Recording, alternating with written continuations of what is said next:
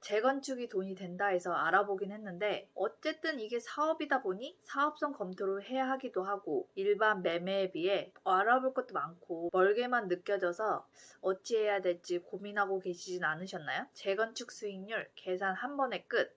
오늘 영상 하나로 재건축 사업성 검토 마스터 됩니다. 누구나 재건축 고수 될 수 있습니다.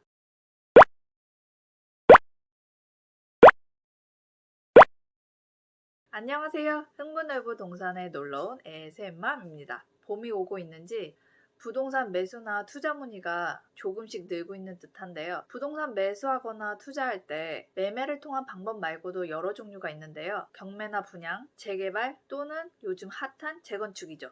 요즘 기사나 뉴스에서 심심치 않게 듣는 말이 바로 재건축입니다. 제가 있는 사무실 근처 아파트도 정밀진단 통과돼서 재건축 확정이 된 상태입니다. 서울에서는 재건축 바람이 불고 있긴 하죠.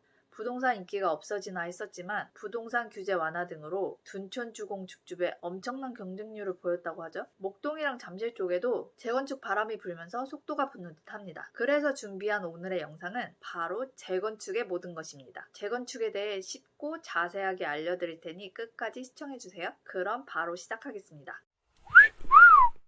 재개발이 있고 재건축이 있는데요. 비슷한 것 같지만 다릅니다. 재개발, 재건축은 큰 의미에서 주거 환경을 재정비한다는 뜻에서 건물을 부시고 다시 짓는 것은 비슷하지만 재개발의 경우에는 공공사업의 성격을 띠고 있다는 점에서 재건축과 가장 큰 차이점이 있습니다. 간단하게 비교하자면 재개발은 공공사업의 성격을 띠면서 주택, 빌라 등 낙후된 지역을 묶어서 부시고 다시 짓는 것이고 재건축은 민간사업의 성격을 가지고 있으며 기존의 낡은 아파트나 연립주택을 허물고 다시 짓는 것을 말합니다. 기존 주택 세입자 처리와 관련해서 재개발은 공공임대주택을 제공하거나 공급 자격이 없는 세입자에게 3개월분의 주거대책비를 지급하도록 되어 있으나 재건축은 당사자 간의 주택임대차 계약에 따라 개별적으로 처리하게 됩니다. 그래서 재건축 사업에서 공공임대주택은 선택적인 사항으로 가게 됩니다. 공공임대주택을 추가적으로 선택하여 용적률을 높여준다는 등 인센티브를 주기도 합니다. 즉, 재건축은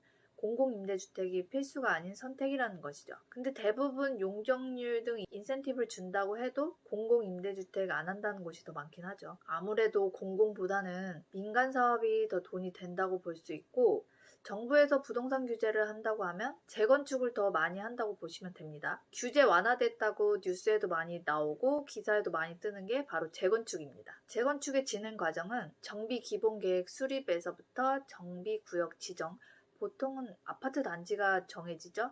그리고 추진위원회 구성되고요. 그 다음 조합 설립인가, 건축 심의, 이때 안전진단을 받게 되는데 요즘에 안전진단 평가도 완화됐다는 거 알고 계시죠?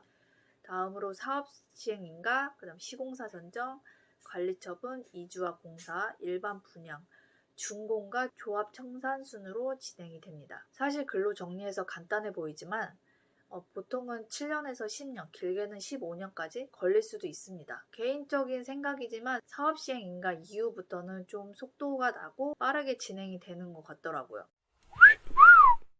단계가 하나씩 지나갈 때마다 해당 구역의 매물 금액은 점점 올라가게 되어 있습니다. 길게 보시는 분들은 조합 설립 인가 전부터 들어오시는 분들도 많이 계세요. 아니시면 사업 시행 인가부터 들어오시거나 관리 처분 후에 건물 부시고 들어오시는 분들도 많이 계세요. 건물 부시고 들어오시면 취득세에서 건물부는 빠집니다. 그래서 토지 취득세만 내시기 때문에 세금 생각하시고 건물 부시고 들어오시는 분들도 계세요.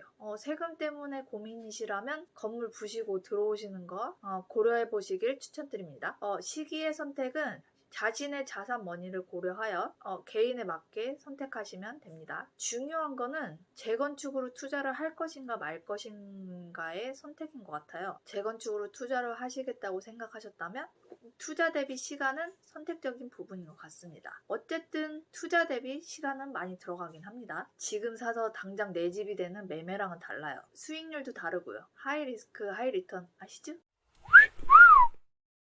부동산 투자를 어떤 방법으로 선택을 하시든 부동산 매물을 보는 조건은 비슷합니다. 내가 보고 있는 매물 주변으로 학교나 역, IC, 마트, 상권 등 어떻게 위치하고 있는지 파악해야 하고, 여기 있다면 또 어떤 노선과 연결이 되는지도 파악하면 좋겠죠. 그리고 재건축에서 또 따져봐야 하는 게 바로 대지 지분입니다. 등기부 등본에 보시면 대지권 비율이라고 적혀 있는데 이 부분을 꼭 확인을 하셔야 돼요. 재건축에서는 대지 지분이 정말 중요합니다. 그리고 내가 보고 있는 재건축 단지가 2종 일반 주거지역인지 3종 일반 주거지역인지도 확인해 보시면 좋아요. 2종보다는 아무래도 3종 일반 주거지역이 용적률이 높기 때문에 높이를 더 높게 지을 수도 있고, 높이를 높게 지으면 일반 분양으로 그만큼 세대수가 많이 나와서 일반 분양을 많이 하게 되고, 그러면 조합원은 공사로 인해 생기는 추가 분담금을 일반 분양에서 발생하는 대금으로 해결할 수 있기 때문에 투자로서 부가적인 금액이 많이 들지 않고 내 집 마련이 가능하기 때문입니다. 이런 것을 사업성 검토라고 하는데요. 되게 복잡하게 계산식도 있고 하더라고요. 제가 처음에 재건축 공부할 때 이렇게까지 계산해야 하나 싶었거든요. 정말 간단한 방법 알려드릴게요. 먼저 등기부에서 전체 면적, 아파트 구역의 전체 면적이 있어요. 그 전체 면적을 총 세대수로 나눠보시고 나온 세대별 평균 대지 면적이 최소 13평 이상이면 사업성이 괜찮다고 보고요. 15평 이상이면 사업성이 좋다고 평가되는 편입니다. 내가 가지고 있는 대지 지분도 중요하지만 전체 면적 대비 평균 대지 지분도 꼭 확인해 보시길 바랍니다.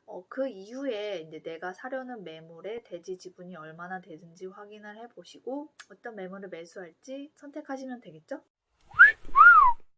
오늘은 재건축에 대해서 알아봤는데요. 재건축은 매매와 달라서 처음부터 포기하시는 분들 많이 계세요. 그리고 또 이것저것 알아보시다가 어렵다고 느끼시는 분들도 많이 계신 걸로 알고 있습니다. 그런 분들께 조금이나마 알기 쉽게 설명해 드리고자 영상 남기게 되었습니다. 재건축으로 내 집 마련이나 투자하시려는 분들께 조금이나마 도움이 되셨으면 좋겠네요. 재건축으로 정말 성공적인 투자하시길 바라면서 오늘 영상 마치도록 하겠습니다. 지금까지 흥부놀부 동산에 놀러온 애새엠마이었습니다. 다음 영상에서 봐요. 빠잉! 안녕!